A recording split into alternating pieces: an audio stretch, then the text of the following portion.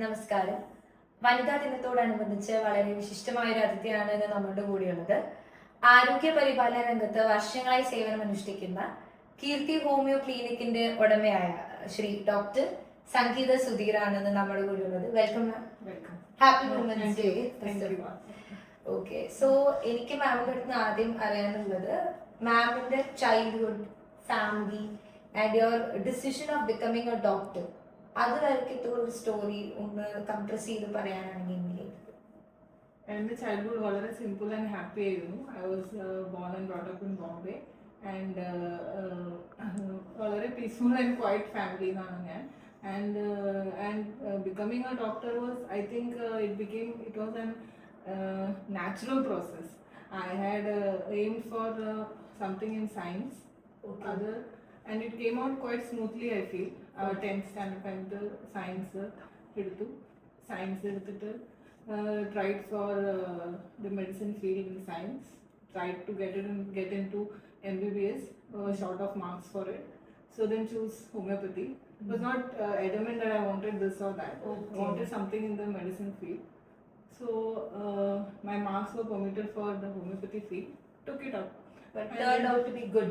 Yes, so yeah, I thought that then whatever I take up, I should be doing good in that. Yes. Instead of regretting on what I didn't get. So that way, I think I found it. So I found it's going quite smoothly. That's how that way you can say, and that is how I reached into homeopathy, and I found it quite good. Okay. So, ma'am, your husband, children, where are the people? My husband is Sudhir. He is employed at ICICI Prudential Life Insurance. Okay. And I have 2 daughters. One at having a job at Chennai, and second one is studying for designing at Bangalore. Okay. So no, none of them are there with us now. Okay. So, ma'am, ഈ കീർത്തി homeo clinic തുടങ്ങുന്ന സമയത്ത് what was your vision and about that, and what was your inspiration for starting your clinic on your own? In my field in homeopathy, when I passed out, I think there was no specializations in that. So we had an MD degree, but it was mainly for the academic purpose. So okay. I wanted to do basically practice what I studied. So you have to start an individual practice. If you don't get into it, then there is no meaning. Yeah, and thankfully I had a good family support, where I could just start off without any thinking twice. And I had the good support, wherein I had the confidence also that I can do well. And yeah, you have to put in a hard work, you have to take that risk. And until you practice what you studied, I think that doesn't make sense otherwise. So that is only my motivation. Didn't go into further studies, but once I passed out, without wasting much time, decided to start on my own with whatever knowledge I had. Okay. Then I thought through practice, maybe more and more exposures will come out. So, what was the struggles you had to face in your initial phase of setting up a clinic? There was mainly, I think, because I was born and brought up at Bombay. Then my husband was from here. I shifted to Kerala, Trichur. So maybe my initial difficulty will be regarding the language, where you have to communicate a lot with. In homeopathy, we need a lot of communication because we treat mainly the symptomatic treatment. So we have to go into the details of the patient. So you have to do a lot of talking for that. And otherwise, you managed it very well. I managed it. Basically, maybe I had the love for this place, so I was quite acquainted in that way. But there were difficulties in the sense that we have to probe into the patient to get out the symptoms. So for that, you have to know to communicate very well with them, know the language well with them. So those could be the initial hurdles that I faced. But I think they were not major hurdles.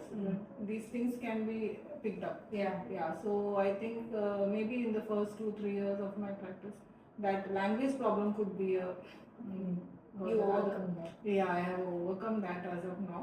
But otherwise, no major hurdles in my practice so far. Okay so I think ഇത് കാണുന്ന എല്ലാ സ്ത്രീകൾക്കും അറിയാൻ ആഗ്രഹമുള്ള ഒരു കാര്യമായിരിക്കും that you are a doctor having a very pretty busy professional life, you are a mother, you are a wife, so how are you managing all these positions and giving time to each of these? It's very difficult actually, because yeah, you have a responsible position in every area. But thanks to the family support, I just completely give it to the family. Not it's not my own what to say, ability or anything. It is totally from the family side that I have got immense support, whether it is from my husband or my children or my extended family, parents foremost, and everybody. It's a teamwork. It's not an individual effort or that I am single-handedly playing the role everywhere. So they too have compromised and adjusted according to my timings, and I also tried my level best to give a proper time management and quality time in all areas. Okay. So ma'am, another I'm leaping into your field right now. What are the like common concerns that women raise nowadays, like health issues, and what can we do to overcome that health issues? Nowadays, maybe because of the modern progressiveness that we see, women are more concerned now regarding their health. Initially, we have seen that they were the ones who used to give least preference to their health. They used to not discuss about it at all. But nowadays, everybody has every mild symptom is taken note of, and even so we see that there is more and more awareness coming up, and people are giving importance to every change or every sign or signal given by their body. That awareness is more now, and yeah, generally females they have pressure doing this multitasking job which they have everywhere. But women are like meant to do that. Yes. Or they are known to do that. Yes, but with the awareness of the health, that becomes more difficult for them, because initially when they were multitasking, I think they never bothered more about their health. When health concerns come up, then you have to give time to that also, which is even more challenging for them. So we have to give them a way out, or we have to give them some what to say, some messages regarding how they can balance everything. So I feel that ladies are now more aware, but at the same time they too are not completely out of their multitasking jobs. So that pressure is always seen. This is the most common complaint that we, other than the female related issues generally that we see, the female reproductive system, the most of the issues come from there only, but and the most common problem that I have faced is the menopausal age. Most of the people coming up with those issues, or the hormonal imbalances that they suffer because of this challenges. Nowadays people talk about these in Yes. public forums. They Yes. talk about mood swings, they Yeah. talk about like menstrual hygiene. Yes. Long back people people were a little hesitant to talk about Yes, this. yes, yes. So that is why most of the ladies are having mostly hormonal diseases only, and all related to those issues. And we give them enough space and advice regarding how to manage these things all together. So what are some like healthy habits that we should follow to have both like good physical and mental health?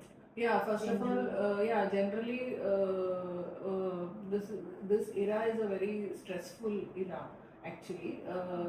It is each and every one, right from a toddler to old person, all are stressed in their own way. So the thing is that the most sensitive thing in our body is the hormones, in everybody's body. So the hormonal changes come up very easily. You don't need any physical reason for that. So what we have to do is, mainly the health tip that we can give is to do this stress management, or see to it that the stress doesn't affect your health. We will have stress, but the mental stress is so much that the peak, it is on the peak, and the physical activity is nil nowadays. Yes.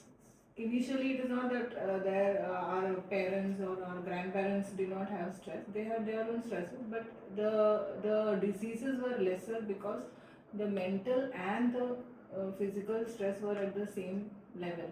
It was balanced. And they were involved in more physical activity. Yes, so that's also the physical activity always helped out to ease the mental stress. But now it is the mental stress is so high and the physical stress is nil. So there is a big imbalance. So we have to bring a balance over there. So what we can always say that in between all your routine and stresses, you have to give one half an hour time to yourself. To do some workouts and all that. That will increase your physical activity, and it will also be a stress outlet. And another thing is, see, this stress is very uncertain, and it can come up at any time, go up at any time, or you can be always under stress. But there are physical things which are under your control, which you can easily imply in your daily life, like having good food, having good water, hydrate yourself always, so that the oxygen in the water always will give you healing. Always keep yourself breathing properly, so that even the oxygen intake again over there helps you to manage the stress. So amidst all your routine, I feel you can just keep hydrating, keep having sips of water regularly at regular intervals, and keep breathing deeply or heavily in between all your routines, so that whatever stress happens over there will not get affected to your health. And you can also carry all your routine activities and all your tasks along with this without compromising on anything. So I feel these are small things that anyone can follow. And because it is not always possible to eat on time, sleep on time, because these are all things that are easily said, but to form a habit you have to have an immense motivation. But when you do these small things at least, but your health may not get deteriorated at a very young age. So when you can't eat on time and you can't sleep on time, but you keep sipping water, you keep taking deep breaths, at least they will avoid the after effects of the stress in your body. This is what I feel personally, because it should be something that is possible for a common man to do also. We can't give high tasks and then tell them to get it done along. This is the very least thing. This is the least thing that you can do for yourself and maintain your health at least for a longer time without any medication or anything. So thank you, ma'am, for that. And finally, I would like to ask, like, there are a lot of girls or women out there who would like to hear from you a word or a message on this Women's Day. So what would be that message? Yeah. The message that I would give is that give importance to yourself. Give as a female, always consider yourself as a very special person, and acknowledge whatever you have done for yourself, so that will help you to move ahead in your life with more positive attitude. Always acknowledge the things, that whatever small things that you do, it's not a waste, or it is not something that you have to take it very lightly. So I think that's the only message that I would like to give, so that you can flourish more. Okay. So thank you so much, ma'am. It was like, even though it was for a little time, it was very much inspiring and very much knowledgeable talking to you. I hope it is it is the same for our viewers also. So thank you once again. Happy Women's Day. Happy Women's Day again. Thank you. Thank you.